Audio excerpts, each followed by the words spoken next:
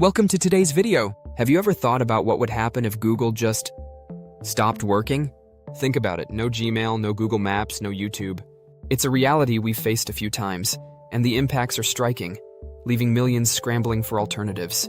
Today, we'll dive into 7 eye-opening lessons we can learn from these moments of tech failure. Stick with me until the end because these lessons aren't just about surviving a Google outage. They're about building resilience in our hyper-connected, tech-dependent world. Let's dive into this together. 1. How dependent are we on Google? The answer will shock you. Let's kick things off by looking at just how reliant we are on Google. In 2020, a significant outage shut down Gmail, Google Drive, YouTube, and more for just 1 hour. But during those 60 minutes, the disruptions were major. Over 1.5 billion Gmail users struggled to access their accounts. Teachers and students using Google Classroom were left without access to virtual classes. Businesses lost valuable meeting time on Google Meet, or had collaborative projects grind to a halt due to Google Drive's inaccessibility. Google isn't just a useful tool. For many, it's an essential part of how they get work done, how they communicate, and even how they entertain themselves. From navigating unfamiliar streets on Google Maps to watching YouTube videos, Google's services have integrated into nearly every part of our personal and professional lives. And that raises the first big lesson. Our convenience comes at the cost of total dependency. When one company controls so much of our digital life, a single failure can disrupt millions worldwide. 2. The domino effect of an outage. Why one crash spirals into chaos. What's truly fascinating and a little scary about a Google outage is how interconnected everything is. Let's break this down. Imagine you're working for a company that uses Gmail for email, Google Drive for file sharing, and Google Calendar for scheduling. When Gmail goes down, sure, you can't send emails, but it's not just that. You may be locked out of your shared files on Drive. Your meetings might be delayed because of no calendar notifications, and team members can't jump onto Google Meet to work through the problem. This is called the domino effect. A single point of failure creates a ripple of disruption across multiple areas of work and personal life. Now think about smaller businesses that rely almost entirely on Google tools to function. Many of them don't have backup options. They might lose not just hours, but thousands of dollars in downtime. This shows us how fragile a system becomes when everything depends on one provider. The takeaway? Diversify your tools before you find yourself scrambling to stay afloat next time something crashes. 3. The real cost of downtime. It's more than just inconvenience. Let's talk numbers. Did you know that for some businesses, every minute of downtime can cost them $5,600? Let that sink in. For larger companies, a single Google outage could rack up millions of dollars in lost revenue, delayed projects, and disrupted supply chains. But it's not just businesses feeling the pinch. Individuals experience productivity losses, missed deadlines, and personal stress when these tools go offline. Imagine losing access to an important email chain or a project stored in Google Docs right before a work deadline. Even in our personal lives, you can feel the disruption. No YouTube to relax with, no maps to help you find that restaurant, no Google Photos to share memories. So here's the big lesson. Outages don't just disrupt your day, they can lead to real financial and emotional tolls. Recognizing this should motivate all of us to have contingency plans for such situations. Don't wait until it's too late. 4.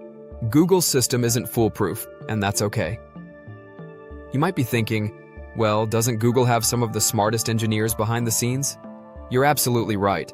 Google's Site Reliability Engineering, SRE teams are constantly working to make sure their infrastructure runs smoothly. They use advanced engineering principles, detect system vulnerabilities, and tackle problems before they even happen. But here's the twist. No system is entirely foolproof. Whether it's due to a cyber attack, a natural disaster, or an internal coding error, even Google can't guarantee perfect uptime. This leads us to our 4th big lesson. Even the most advanced systems are built by humans, and humans aren't perfect. No matter how much we trust a platform, it's a good idea to prepare for situations when it might fail. 5. Exploring alternatives. How to move beyond Google. Now, let's tackle a big question. What do you do when Google goes down? For many people, the thought of using alternatives feels daunting. Google provides such a seamless, user-friendly experience that it's hard to imagine life without it. But here's the thing, not having backups sets you up for failure. Alternatives, like Outlook for emails, Dropbox for file storage, or Slack for communication, are readily available and can serve as a stopgap during outages. Sure, they might not have the all-in-one magic of Google Workspace, but they're reliable and reduce your risk during disruptions. Here's a challenge for you after this video. Explore one alternative platform for each major Google service you rely on. Try Microsoft Teams instead of Google Meet, or test Apple Maps instead of Google Maps. That way, if an outage happens, you'll already know how to pivot seamlessly. 6. Facing the challenges of transitioning. But let's be real. It's not easy to walk away from Google or even partially move to other tools. One of the reasons so many people stick with Google is how well everything works together. Gmail connects to Calendar, which connects to Google Drive, which connects to Meet. It's like one big happy family. Switching to alternatives means sacrificing that cohesion. Yes, you can use Outlook for emails and Dropbox for file storage, but they don't talk to each other the same way Google services do. That's okay, though. Having a mix of tools might not feel as smooth, but it builds resilience, and that's worth a little inconvenience. The 6th lesson here: preparing for tech failures is better than trying to fix them while in crisis mode. It's worth investing the time now to get familiar with alternatives, even if it's challenging. 7. Building digital resilience, the most important lesson of all. Finally, let's wrap this up with the most important takeaway. Resilience is the key to thriving in a tech-dependent world. When Google has an outage, the initial panic we feel is a clear sign of how vulnerable our current systems are. Instead of letting these moments throw us off completely, we should treat them as wake-up calls. Reminders to diversify our tools, create backups, and build a flexible mindset when facing digital disruption. Here are some easy ways to start building digital resilience today. Store important files on more than one platform, like a flash drive or an alternative cloud service. Use multiple communication tools. Don't rely solely on Gmail or Google Meet. Experiment with non-Google tools like Outlook, Slack, or Microsoft Teams ahead of time. Develop personal habits that help you adapt quickly, such as creating offline backups or maintaining a printed copy of essential information. Don't let convenience turn into a dependency that leaves you stranded during the next outage. Final thoughts. So, what can we take away from all this? Google outages aren't just inconvenient, they're valuable learning opportunities. They force us to confront how dependent we've become on a single tech company and show us the importance of digital resilience. Whether you're managing a business or just trying to keep up with daily life, diversifying your tools, understanding alternatives, and preparing for inevitable tech disruptions can make all the difference. Thanks for sticking with me through these 7 lessons.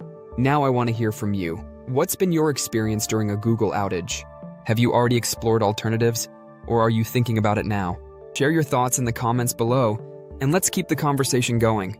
If you enjoyed this video, don't forget to give it a thumbs up, subscribe to the channel, and hit that bell notification for more content like this. Thanks for watching, and I'll see you in the next one.